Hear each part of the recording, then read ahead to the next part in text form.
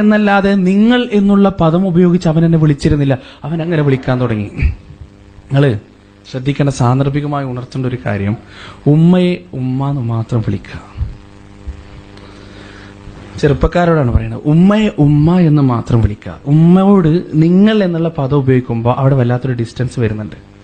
ഇപ്പോൾ ഉദാഹരണത്തിന്, ഉമ്മ നിങ്ങൾ പോയോ, അല്ലെങ്കിൽ ഉമ്മ നിങ്ങൾ കണ്ടിട്ടുണ്ടോ എന്ന് ചോദിക്കുമ്പോൾ അവിടെ ഒരു ഡിസ്റ്റൻസ് വരുന്നുണ്ട്. പക്ഷെ ഉമ്മ കണ്ടിട്ടുണ്ടോ, ഉമ്മ കേട്ടിട്ടുണ്ടോ, ഉമ്മ അതറിഞ്ഞോ, ഉമ്മ ക്ലാസ്സിന് വരുന്നുണ്ടോ എന്ന് വേണം. ഇതെന്റെ വ്യക്തിപരമായ അഭിപ്രായമാണ്. ഖുർആൻ ഹദീസ് വേണമെന്നാണ് എൻ്റെ അടുത്തില്ല, വ്യക്തിപരമായ അഭിപ്രായമാണ്. അങ്ങനെ സംസാരിക്കാൻ കഴിയണം. കാരണം ഈ സ്ത്രീ പറഞ്ഞത് അതാണ്, ഈ ഉമ്മ പറഞ്ഞത് അതാണ്.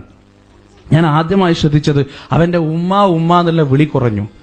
അല്ലെങ്കിൽ അവൻ ഒരു 5 മിനിറ്റ് സംസാരിക്കുമ്പോൾ 10 വട്ടം ഉമ്മ എന്ന് വിളിക്കും. അവൻ പിന്നെ ഒരു വട്ടം ഉമ്മ എന്ന് വിളിച്ചു കഴിഞ്ഞാൽ പിന്നെ സംഭാഷണം കഴിയുന്നത് വരെ നിങ്ങളെന്ന് വിളിച്ചുകൊണ്ടിരുന്നു. അതെന്റെ മനസ്സിനെ വല്ലാതെ വേദനിപ്പിച്ചു. പിന്നെ വിളിയുടെ ആവർത്തനം കുറഞ്ഞു വന്നു. പിന്നെ അവന്റെ നാട്ടിലേക്കുള്ള വരവ് കുറഞ്ഞു വന്നു. അവന്റെ ഭാര്യ അവൻ ഗൾഫിലേക്ക് കൂട്ടി.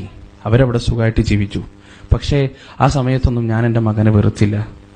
ഞാൻ എൻ്റെ മകനെ മനസ്സുകൊണ്ട് ശപിച്ചില്ല. ഒരു പ്രാവശ്യം അവൻ നാട്ടിലേക്ക് വന്നപ്പോൾ ആവേശത്തോടു കൂടി എൻ്റെ വീട്ടിലേക്ക് വന്നു, എന്നെ കാണാൻ വന്നു. അന്ന് അവൻ വല്ലാത്ത സന്തോഷത്തിലായിരുന്നു.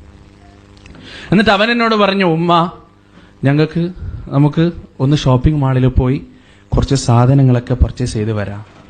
എനിക്ക് സന്തോഷമായി. ഞാൻ ഒരു നിമിഷം സ്വപ്നം കണ്ടു, പടച്ചോനെ, എൻ്റെ നഷ്ടപ്പെട്ട മകന്റെ സ്നേഹവും ലാളനയും എനിക്ക് തിരിച്ചു കിട്ടുകയാണല്ലോ, അൽഹംദുലില്ലാ. ഞാൻ ഒരുപാട് സന്തോഷിച്ചു. എൻ്റെ മനസ്സിൽ ഒരുപാട് ആഹ്ലാദം ഉണ്ടായി. അങ്ങനെ ഞാൻ എൻ്റെ മകന്റെ കൂടെ ഷോപ്പിങ്ങിന് പുറപ്പെട്ടു. അവിടെയും ആ ഉമ്മ ഇത്ര ചെറിയ കാര്യങ്ങൾ അവർ ഓർക്കാൻ പറയാണ്. എൻ്റെ മകൻ എന്നോട് കാറിൽ കയറാൻ പോകുന്ന സമയത്ത് എന്നോട് പറഞ്ഞു മുൻ സീറ്റിലിരിക്കണം. സാധാരണ ഞാൻ പിറകിലായിരുന്നു ഇരിക്കാറുണ്ടായിരുന്നത്. പക്ഷേ അന്ന് അവൻ എന്നെ കാറിന്റെ മുൻ സീറ്റിലിരുത്തി. എന്നിട്ട് ഞങ്ങൾ ഷോപ്പിംഗ് മാളിൽ പോയി. ഷോപ്പിംഗ് മാളിലെത്തിയപ്പോ സ്നേഹഭാചനത്തോടുകൂടി എൻ്റെ മകൻ എന്നോട് പറഞ്ഞു, ഉമ്മ നിങ്ങൾക്ക് വേണ്ടതൊക്കെ നിങ്ങൾ ഇന്ന് എടുക്കണം, ഒരു മടിയും വേണ്ട. എനിക്കൊന്നും വേണ്ടായിരുന്നു. പക്ഷേ എൻ്റെ മകന്റെ സ്നേഹത്തിൽ ചാലിച്ച ആ വാക്കുകളുടെ തൃപ്തിക്ക് വേണ്ടി എനിക്ക് വേണ്ടാത്ത എന്തൊക്കെയോ, എനിക്ക് അറിയ പോലും ചെയ്യാത്ത കാര്യങ്ങൾ ഞാൻ വലിച്ചു വാരിയിട്ടു. സന്തോഷത്തോടുകൂടി അവന്റെ കാറിന്റെ മുൻ സീറ്റിലിരുന്ന അഭിമാനത്തോടുകൂടി ഞാൻ വീട്ടിലേക്ക് തിരിച്ചു വന്നു. അവൻ പോയി. പിറ്റേ ദിവസവും അവൻ വന്നു. അവൻ പറഞ്ഞു, ഉമ്മ ഇന്നും നമുക്കൊരു സ്ഥലം വരെ പോകാനുണ്ട്, ഷോപ്പിംഗ് മാളിലേക്കൊന്നുമല്ല, ഇന്നും നമുക്കൊരു സ്ഥലം വരെ പോകാനുണ്ട്. അങ്ങനെ അവൻ എന്നെയും കൂട്ടി ഒരു സ്ഥലം വരെ പോയി. വന്നത് ഇവിടേക്കായിരുന്നു. എനിക്ക് വിശ്വസിക്കാൻ സാധിച്ചില്ല. എൻ്റെ മകൻ ഈ സ്ഥലം എന്താണ്, ഈ സ്ഥലം എന്തിനു വേണ്ടിയുള്ളതാണ് എനിക്കറിയുമായിരുന്നില്ല. ഇങ്ങനെയൊരു വൃദ്ധസദനം എന്നുള്ള സംവിധാനത്തെക്കുറിച്ച് ഞാൻ കേട്ടു എന്നല്ലാതെ ആ സ്ഥലം ഞാൻ ഇതുവരെ കണ്ടിട്ടില്ല, സന്ദർശിച്ചിട്ടില്ല, പരിചയപ്പെട്ടിട്ടില്ല. ഈ സ്ഥലത്തേക്കാണ് എൻ്റെ മകൻ എന്നെയും കൂട്ടി വന്നത്. എനിക്ക് ചിന്തിക്കാൻ കഴിയുന്നതിലും അപ്പുറത്തായിരുന്നു പിന്നീടുള്ള അവന്റെ പ്രവർത്തനം. എനിക്ക് ഏകദേശം എൻ്റെ ഹൃദയമിടിപ്പ് കൂടി. ഏകദേശം എനിക്ക് മണത്തു തുടങ്ങി എന്താണ് സംഭവിക്കാൻ പോകുന്നത്. ഇനിയുള്ള കാലം ഞാൻ ഇവിടെയാണോ ജീവിക്കാൻ പോകുന്നത് എന്നെന്റെ മനസ്സ് ചോദിക്കാൻ തുടങ്ങി. എന്റെ പേടി ശരിയായിരുന്നു, എന്റെ ഭയം ശരിയായിരുന്നു. അവൻ വൃദ്ധസദനത്തിന്റെ അധികൃതരുടെ കയ്യിലേക്ക് എണ്ണിക്കൊടുക്കുന്ന നോട്ടിന്റെ തുട്ടുകൾ എന്റെ മനസ്സിൽ ഉറപ്പിച്ചു. അതെ, ഇന്നു മുതൽ നിന്റെ ലോകം ഇതാണ്, ഇന്നു മുതൽ നിന്റെ വാസം ഇവിടെയാണ്. ഞാൻ ഉറപ്പിച്ചു. വൃദ്ധസദനത്തിന്റെ അധികൃതരുടെ കയ്യിലേക്ക് പണത്തിന്റെ നോട്ടുകെട്ടുകൾ എണ്ണിക്കൊടുത്തുകൊണ്ട് അവൻ പുറത്തേക്ക് വന്നു. എന്നിട്ട് അവൻ എന്നോട് പറഞ്ഞു, ഉമ്മ ഇന്നു മുതൽ നിങ്ങൾ എവിടെയാണ്? എവിടെ നിങ്ങൾക്ക് വേണ്ട എല്ലാ സൗകര്യങ്ങളും ഉണ്ട്. നല്ല ഭക്ഷണമാണ്, നല്ല ആളുകളാണ്, എന്നേക്കാൾ സ്നേഹമുള്ള ആളുകളാണ്, വളരെ നല്ല നിലയിൽ പരിചരിക്കുന്ന ആളുകളാണ്. അതുകൊണ്ട് നിങ്ങളൊന്നും തന്നെ പേടിക്കണ്ട ഉമ്മ, നിങ്ങൾ ഇവിടെ താമസിച്ചോളൂ സുഖസുന്ദരമായി. ഞാൻ അവനോട് പറഞ്ഞു, മോനെ, നിന്റെ വാപ്പയുടെ ഓർമ്മകൾ നിലനിൽക്കുന്ന ആ വീട്ടിൽ നിന്ന് മരിക്കാൻ എനിക്ക് ആഗ്രഹമുണ്ട്. നിന്റെ വാപ്പയുടെ ഗതകാല ജീവിതത്തിന്റെ സ്മരണകൾ തങ്ങി നിൽക്കുന്ന ആ വീട്ടിൽ നിന്ന് മരണമടയാൻ എനിക്ക് ആഗ്രഹമുണ്ട്. നീ എൻ്റെ വീട്ടിലേക്ക് വരണമെന്നില്ല, ഉമ്മാനെ നീ വിളിക്കണമെന്നില്ല. പക്ഷേ ഇതുവരെ ജീവിച്ചതുപോലെ എൻ്റെ പണ്ട് തൊട്ടേയുള്ള എൻ്റെ കൂടെയുള്ള ആ ചങ്ങാതിയുടെ കൂടെ ഞാൻ എൻ്റെ വീട്ടിൽ കഴിച്ചു കൂട്ടിക്കോളാം. നീ എന്നെ അന്വേഷിച്ചു വരണം എന്ന് പോലുമില്ല. എൻ്റെ കണ്ണിൽ നിന്ന് കണ്ണുനീര് ധാരധാരയായി ഒഴുകിയിരുന്നു. അപ്പോഴേക്കും എന്നെ 2 നേഴ്സുമാർ വന്ന് എൻ്റെ കൈ പിടിച്ചു. മൃദുലമായിട്ടായിരുന്നു അവർ കൈപിടിച്ചത്. പക്ഷേ എനിക്കറിയാം, കുതറിമാറാൻ ഞാൻ ശ്രമിച്ചാൽ ആ പിടുത്തത്തിന്റെ ബലം കൂടും. അതുകൊണ്ട് ഞാൻ കൂടുതൽ കുതറിമാറാൻ ശ്രമിച്ചില്ല. എൻ്റെ മകൻ അവന്റെ ഭാര്യയുടെ കൈകോർത്ത് പിടിച്ചുകൊണ്ടത് ഈ കാണുന്ന ഗേറ്റ് കടന്നുപോയി. പിന്നെ അവന്റെ കാലുകൾ ഇങ്ങോട്ട് കടന്നിട്ടില്ല, പിന്നെ അവനിങ്ങോട്ട് വന്നിട്ടില്ല.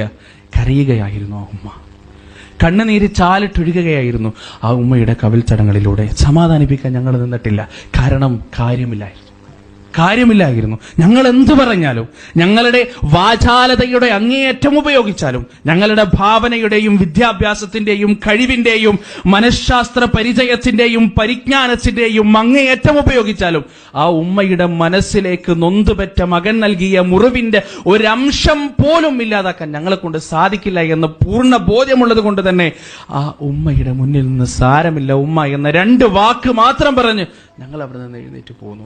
സഹോദരങ്ങളെ, ഇത്രയും ക്രൂരന്മാരും കിരാതന്മാരും നീചരും നികൃഷ്ടരുമായ മക്കളെ കൂടി ഒരു ഉമ്മക്ക് ഉണ്ടാക്കിയെടുക്കാൻ സാധിക്കും. ആ ക്രൂരതയുടെ കയ്പുനീര് ആദ്യമായി അനുഭവിക്കേണ്ടി വരുന്നത് നിങ്ങൾ തന്നെയായിരിക്കും. ആ ക്രൂരതയുടെ കയ്പുനീര് ആദ്യമായി കുടിക്കേണ്ടി വരുന്നത് നിങ്ങൾ തന്നെയായിരിക്കും. അതുകൊണ്ട് മനസ്സിലാക്കുക, വളർന്നു വരുന്ന മക്കൾക്ക് അമിതമായ ലാളന നൽകിയാൽ, വളർന്നു വരുന്ന മക്കൾക്ക് കൊടുക്കേണ്ട ധർമ്മത്തിന്റെയും സംസ്കാരത്തിന്റെയും സദാചാരത്തിന്റെയും വാക്കുകൾ പറഞ്ഞു കൊടുത്തിട്ടില്ലെങ്കിൽ തിരിഞ്ഞു കൊത്തും അവർ. കാരണം അവർ പഠിക്കുന്ന ആശയവും ആദർശവും അങ്ങനെയാണ്. അത്തരത്തിലുള്ള ആശയമാണ് അവർ പഠിക്കുന്നത്. ഷേക്സ്പിയറിന്റെ സിദ്ധാന്തം എന്താണ്? ഷേക്സ്പിയർ പറയണെന്താണ്? ഒരു ഉമ്മയും ഒരു കുഞ്ഞും തമ്മിലുള്ള ബന്ധം, ഒരു ഉമ്മയും ഒരു കുഞ്ഞും തമ്മിലുള്ള ബന്ധം കോഴിക്കുഞ്ഞും മുട്ടത്തോടും തമ്മിലുള്ള ബന്ധമാണ്. എന്താ കോഴിക്കുഞ്ഞു മുട്ടത്തോടും തമ്മിലുള്ള ബന്ധം? വിരിഞ്ഞ് പുറത്തേക്ക് വരുന്നത് വരെ, ആ കോഴിക്കുഞ്ഞ് വിരിഞ്ഞ് പുറത്തേക്ക് വരുന്നത് വരെ വെയിലിൽ നിന്നും കാറ്റിൽ നിന്നും ചൂടിൽ നിന്നും മഴയിൽ നിന്നും ആ കോഴിക്കുഞ്ഞിനെ സുരക്ഷിതമായി സംരക്ഷിക്കുന്നത് ഈ മുട്ടത്തോടാണ്.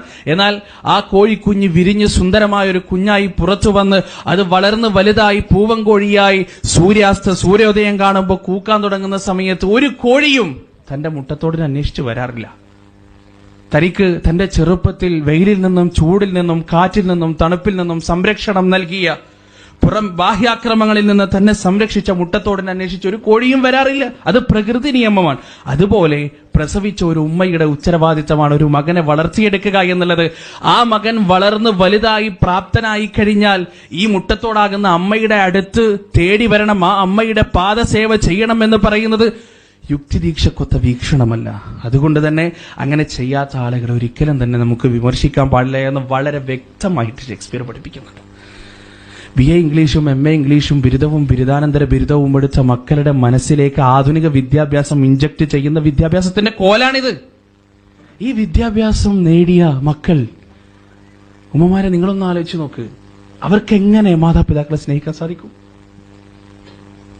അപ്പോ യഥാർത്ഥമായി എന്നെ സ്നേഹിക്കുന്ന, എന്നെ പരിലാളിക്കുന്ന, എന്നെ സംരക്ഷിക്കുന്ന, എന്നെ പരിചരിക്കുന്ന ഒരു മകനെ ഞാൻ എങ്ങനെ ഉണ്ടാക്കിയെടുക്കും? അത് ഖുർആൻ വളരെ വ്യക്തമായിട്ട് പറഞ്ഞിട്ടുണ്ട് അല്ലെ? സൂറത്തുൽ ഇസ്രായിലൂടെ വഖദാ റബ്ബുക അല്ലാ തഅബുദു ഇല്ലാ ഇയ്യാഹു വബിൽ വാലിദൈനി ഇഹ്സാനാ ഇമ്മാ യബ്ലുഗന്ന ഇൻദകൽ കിബറ അഹദുഹുമാ ഔ കിലാഹുമാ ഫലാ തഖുൽ ലഹുമാ ഉഫ് ولا تنهرهما وقل لهما قولا كريما واخفض لهما جناح الذل من الرحمة وقل رب ارحمهما كما ربياني صغيرا وبالوالدين إحسانا. അല്ലാഹുവിന്റെ കൽപ്പനയാണ്, മാതാപിതാക്കളോട് നല്ല നിലയിൽ പെരുമാറണേ.